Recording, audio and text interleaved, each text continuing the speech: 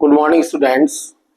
आज हम liner equation के बारे में पढ़ेंगे कि लाइनर इक्वेशन क्या होती है, जिसको कहते हैं रैखिक समीकरण। ये क्या होता है, 6 क्लास के अंदर भी आता है, 6 7 के अंदर आता है, 8 क्लास के अंदर आता है, 9 क्लास के अंदर भी आता है। तो आपको इसके बारे में आज पूरी डिटेल बताई जाएगी कि लाइनर इक्वेशन रैखिक समीकरण में जो भी x की वैल्यू, y की वैल्यू, z की वैल्यू जब भी वन कॉन्सोनेंट्स में से एक की वैल्यू निकालती है तो आपको क्या करना है। सबसे मेन टिप्स आपको ध्यान रखना है कि आपको जो भी वैल्यू निकालते हो आप वहां इक्वल का साइन लगा रहता है। इक्वल का साइन का मतलब क्या होता है, आपके पास 2 डिजिट नंबर होते हैं, x और y होता है, किसी के साथ इधर केवल डिजिट आता है। डिजिट का मतलब केवल इधर संख्या होना चाहिए, है ना।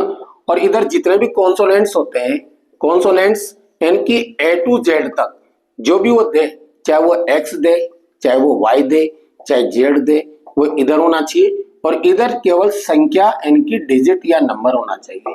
ये तो पहले आपको ध्यान रखना है। जिसकी भी वैल्यू आप निकालते हो तो अब क्या करते हैं कि जो इक्वल है इक्वल लगाना है। तो आपको इधर क्या करना है, अगर इधर से कोई भी प्लस की संख्या है तो आप इधर ले जाते हो माइनस की हो जाएगी, अगर इधर माइनस की तो इधर लाते प्लस में हो जाएगी, अगर इधर माइनस की है तो इधर आते किस में हो जाएगी, प्लस में। अब प्लस की इधर लाते किस में हो जाएगी, माइनस में। अगर इधर डिवाइड की है, डिवाइड के की अपॉन की दे रखी है यहाँ पर, तो आपको इधर मल्टीप्लाई में हो जाएगी। अगर यहाँ मल्टीप्लाई की कोई डिजिट है तो इधर क्या हो जाएगी, डिवाइड हो जाएगी, एन की वो अपॉन में आ जाएगी, ऐसे अपॉन में आ जाती है। ये इस तरह से आपको एक तो ये ध्यान रखना है, कैसे ध्यान रखना है और क्या करना है। जैसे आपको मैं एग्जाम्पल बताता हूँ, 1 या 2 में आपको एग्जाम्पल बताता हूँ, ठीक है ना। अगर आपको कोई भी इस तरह से क्वेश्चन दिया जाता है जैसे कि 9x + 5 = 8 लिख देते हैं, तो मैंने अभी क्या बताया, इधर x y कोई भी कॉन्सोनेंट होना चाहिए, इधर संख्या होना चाहिए। अगर आपको इधर संख्या है तो पहले सबसे पहले आप इक्वल लगाना, यहाँ पर एरो की लगाना, 8 की जगह आप 8 लिखना।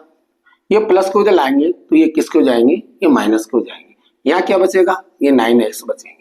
फिर 8 में से 5 माइनस करते हैं तो कितने बचेंगे, 3 बचेंगे, और यहाँ पर 9x हो गया। मैंने कहा कि आगे अगर इंटू की डिजिट होती है, इन दोनों के बीच में इंटू है तो इधर जाएगी तो वो डिवाइड में आ जाएगी, डिवाइड का मतलब अपॉन में आ जाएगी। तो x इक्वल ये 3 अपॉन और ये क्या आएगा 9, ये x की वैल्यू आएगी। अब आपको क्या करना है, इन दोनों को एक ही डिजिट से काटना है। 3 से 1 कटेगा, 3 से काटना है 1 टाइम, 3 से काटना है 3 बार।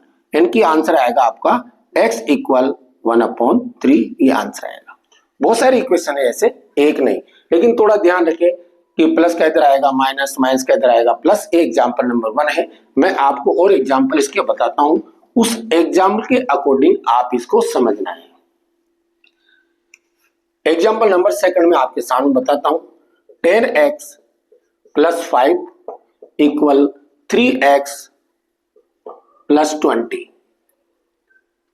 मान लो ऐसे कोई एग्जाम्पल दिया, तो आपको सबसे पहले यहाँ एरो की इक्वल लगाना है और यहाँ एरो की लगाना है। x को पहले आपको इधर रखो और डिजिट को केवल आपको इधर रखना है। अब सबको left to right, right to left ले जाना है।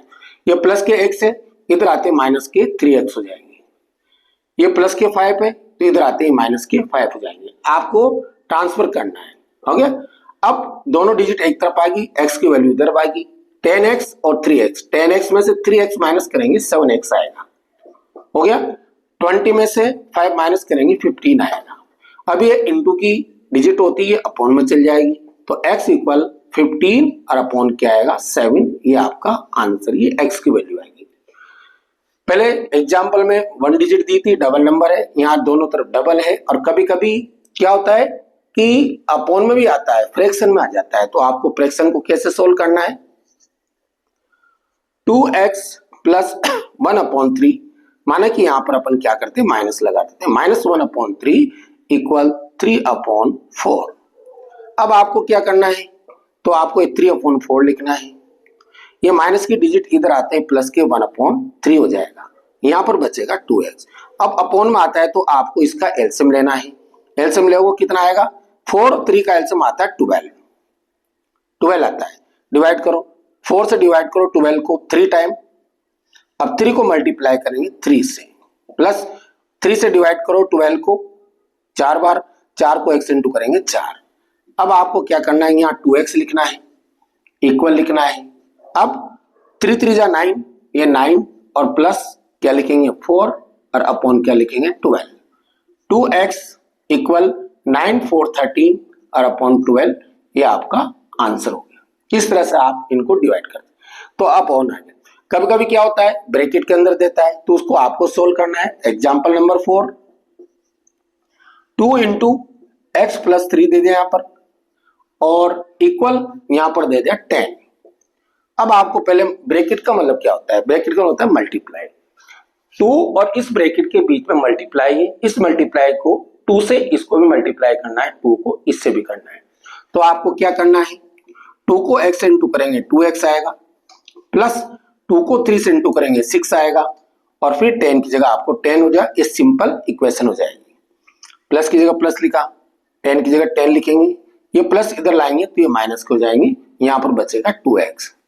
अब 10 में से 6 माइनस करेंगे 4 आएंगे, ये इंटू की डिजिट होती है, ये अपॉन में आ जाएगी।